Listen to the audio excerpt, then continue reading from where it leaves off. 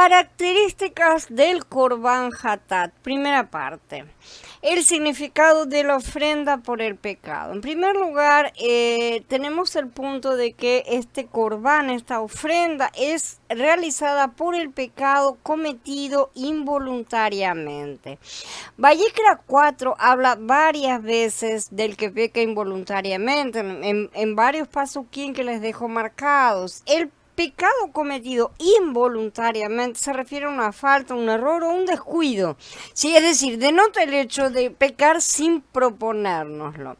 Si bien no tenemos la intención de pecar, pecamos involuntariamente. El pecado entonces cometido de manera involuntaria, mencionado en Vallecra 4, representa el pecado de nuestra naturaleza caída, el pecado que mora en nosotros. El pecado que heredamos de Adán mora en nuestra carne, como ya hemos estado estudiando. Muchas veces pecamos involuntariamente. Estos pecados proceden del pecado que mora en nosotros. El pecado entró por medio de la caída de Adán, se introdujo en el linaje humano, ¿no es cierto? Por eso, en todos los seres humanos hay algo que se llama raíz de pecado, pecado mismo. En Romanillén 7, el pecado está personificado porque puede morar, habitar en nosotros, ¿no es cierto? En el Pasuk 17 puede matarnos, dice el Pasuk 11, y hacer muchas cosas dentro de nosotros, realmente. Por lo tanto, el pecado es una persona viva. No podemos encontrar ningún Pasuk que diga que el pecado es Hasatán mismo. Sin embargo, las escrituras indican que el pecado es la naturaleza de Hasatán.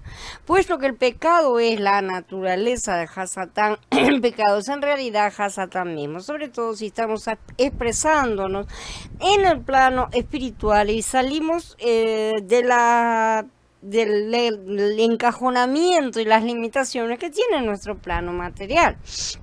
Entonces, el pecado entró en el linaje humano cuando Adán cayó. Esto significa que la caída de Adán abrió la puerta para que el pecado, esa naturaleza de Hasatán, incluso Hasatán mismo, en su expresión, entrara en nuestro ser. Romanillín 7 dice claramente que el pecado habita en nuestra carne. En los Pasujín 17, 20 y 23. A menudo hemos tenido el deseo de hacer el bien, por ejemplo, honrar a nuestros padres, mostrar consideración por nuestro hermano, pero el resultado ha sido exactamente lo opuesto, ¿no es cierto? Y todos hemos experimentado esto.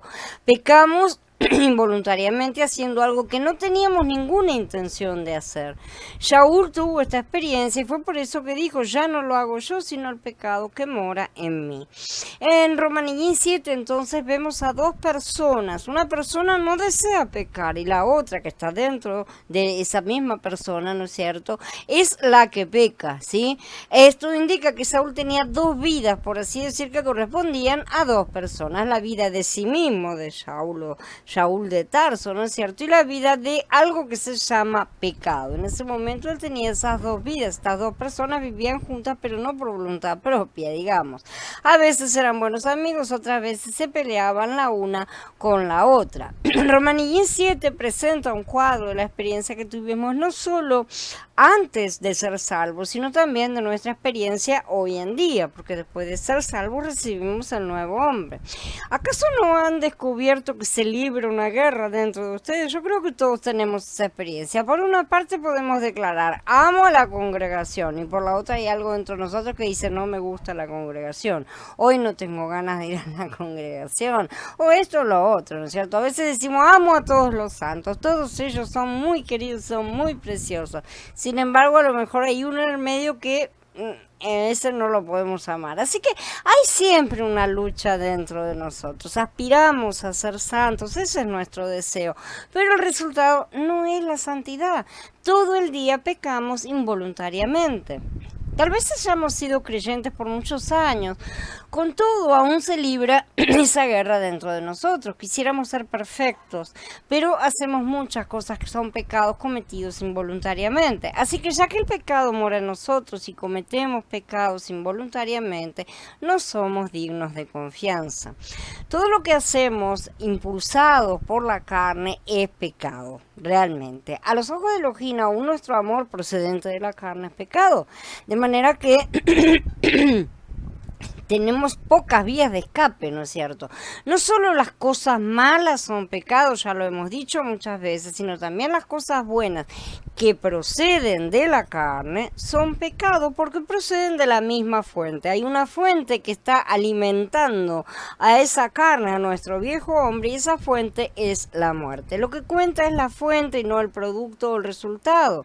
Esta es la razón por la cual Galatías 5:24 dice: los que son de Yeshua HaMashiach han clavado en el madero la carne con sus pasiones y concupiscencias. Según la perspectiva humana, la carne puede tener tanto una apariencia de bondad como de maldad. Pero independientemente de si somos buenos, malos o algo en el medio, mientras seamos carne, seremos pecado. A los ojos de Yahweh esto es así y no tiene otra vuelta. La carne es completamente una con el pecado, nos dice Romanillín 8:3, y el pecado es totalmente uno con Hasatán. De hecho, el pecado es Hasatán mismo. Además, Hasatán es uno con el mundo, ¿sí? Y el mundo es uno con el príncipe del mundo, como nos informa Yahanan en su capítulo 12. Estas 5 cosas que ya hablamos en el post anterior, ¿no es cierto?, constituyen una sola: la carne, el pecado, Hasatán, el mundo, y el príncipe, o sea, la autoridad o el poder del mundo. El mundo de hoy está relacionado con la carne, el pecado, Hasatán y este príncipe que mencionamos. Aquí la palabra príncipe implica autoridad o poder, y en el plano espiritual las cosas no son tan limitadas como en nuestro plano material, ¿sí? El mundo es de hecho la lucha por alcanzar el poder. Toda persona y toda nación lucha por el poder. En todas partes se compite, se disputa por el poder, justamente. En las universidades, tanto los profesores como los estudiantes luchan por el poder. En los trabajos, tanto los empleados como los jefes y los diferentes cargos luchan por el poder. En la escuela también, en la casa también.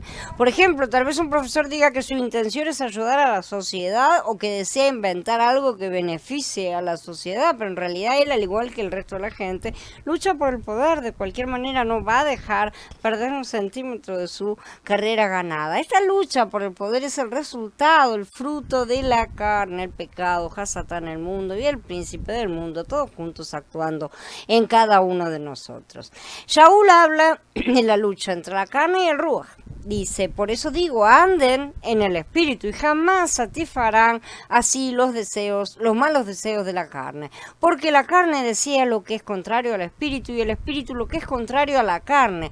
Ambos se oponen mutuamente para que ustedes no hagan lo que quisieran. Pero si se dejan guiar por el espíritu, no están bajo la condena de la ley. Ahora bien, las obras de la carne son evidentes. Estas son fornicación, impureza, desenfreno, idolatría, hechicería, enemistades, pleitos, celos, iras, contiendas, disensiones, partidismos, envidia, borracheras, orgías y cosas semejantes a estas, de las cuales les advierto, como ya lo hice antes, que los que hacen tales cosas no heredarán el reino de Elohim. Pero el fruto del Espíritu es amor, gozo, paz, paciencia, benignidad, bondad, fe, mansedumbre y dominio propio. Contra tales cosas no hay ley, porque los que son del Mashiach Yeshua han ejecutado en el madero la carne con sus pasiones y deseos. Ahora que vivimos en el Espíritu, andemos en el Espíritu. No seamos vanidosos, irritándonos unos a otros y envidiándonos unos a otros. En el último pasuk, entonces, vemos la lucha por vanidad. Esto indica que aún en la vida de congregación podría haber lucha por vanagloria. De hecho, la hay. Todos buscamos vanagloria. Si no fuera así, ya uno habría visto la necesidad de dirigirnos a estas palabras.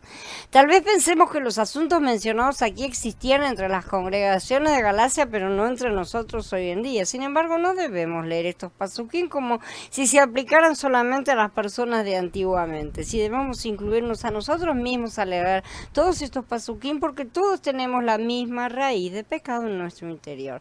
Así como aplicamos Yahanan 3:16 a nosotros mismos, debemos hacer lo mismo al respecto de todos los pasukim de Galukia que hemos acabado de leer. La ofrenda por el pecado tiene una denotación muy amplia. No solo tiene que ver con el pecado, sino también con nuestra carne, justamente con Hasatán, el maligno que está en esa carne, ¿sí? Que es la fuente de ese pecado, de esa raíz de pecado con el mundo, con la lucha por el poder. Según las Escrituras, el pecado está relacionado con estas 4 cosas. Hasatán es el príncipe del mundo, ¿sí? Hasatán quizás se sienta orgulloso de ser ese príncipe. Y Isaías 14 revela que aunque él estaba cercano a Elohim, no estaba satisfecho. Él quería colocarse por encima de Elohim, o por lo menos estar en una posición para rivalizar, ¿no es cierto? Por esta razón, cuando las Escrituras condenan al pecado, condenan a Hasatán y también la carne, el mundo y la lucha por el poder. Todo lo que acontece hoy en la tierra está relacionado con la lucha por el poder, y hay muchas más cosas en nuestro interior que están relacionadas con ese punto, de las que hemos estado prestándoles atención. No nos hemos dado cuenta de cuántas cosas hacemos para reivindicar el poder de una u otra forma. Entonces, mientras Mashiach, perdón, me perdí. Entonces, todo lo que hoy acontece sobre la tierra está relacionado con esto, directamente. Todos los buenos discursos, los buenos sermones, las buenas explicaciones que ofrecen los hombres no son más que capas que intentan encubrir esta lucha por el poder y tratan de justificarla, darle un maquillaje, un aspecto aceptable. Elohim, sin embargo, condena al pecado en la carne de Mashiach sobre el madero. La ofrenda por el pecado también significa justamente que Elohim, al enviar su propio hijo en semejanza de carne de pecado, como ya estudiamos, y en cuanto al pecado, condenó al pecado en la carne sobre el madero de Mashiach, ¿no es cierto? Eso fue sobre la carne de Mashiach. En Mashiach se hizo carne, esto es, él vino en semejanza de carne de pecado, como ya estudiamos. Y además Elohim hizo que Mashiach, que no conoció pecado, fuera hecho pecado por nosotros, ¿sí? Entonces, mientras Mashiach estaba en el madero, él fue juzgado por nuestro pecado en la forma de una serpiente, como la serpiente de bronce, ¿no es cierto? De esta manera, Elohim condenó al pecado en la carne sobre el madero de Mashiach. El segundo punto que vamos a ver es la eficacia de la ofrenda por el pecado. Esta eficacia no radica únicamente en el hecho de que pone fin al pecado. El resultado tiene aún mayores consecuencias. Generalmente no las tenemos en cuenta. En el Corban Hatat se le da muerte al hombre caído, sí, al viejo hombre, ¿no es cierto?, que ha sido incluido en la carne de Mashiach. Sabemos que nuestro viejo hombre quedó ejecutado en el madero con él para que se destruya el cuerpo pecador, para que ya no seamos esclavos del pecado. Esto lo decimos y sabemos cómo luchamos al mismo tiempo con ese viejo hombre que parece más vivo que muerto, ¿no es cierto? Es en ese sentido que nosotros tenemos que tener bien presente y bien claro que este viejo hombre fue ya crucificado, fue clavado en el madero junto con Mashiach, por lo tanto ya no tiene poder en nosotros. Ahora corresponde a nosotros refugiarnos en el nuevo hombre para poder confrontarlo, negarnos a obedecerle. Hasatán también, que es el pecado mismo, es destruido. Por eso, como los hijos han participado de una naturaleza mortal, de igual manera él participó también de eso mismo, para destruir por medio de su muerte al que tenía el dominio sobre la muerte, y este es el acusador, dice Ibrí en el capítulo 2. Finalmente, el mundo es juzgado, el príncipe de este mundo es echado fuera. Ahora es el juicio de este mundo, ahora echarán fuera al príncipe de este mundo, como estudiamos también en el post anterior. Esto dice Yahanan 12. Esta es la revelación contenida en la palabra santa respecto a la eficacia de la ofrenda por el pecado.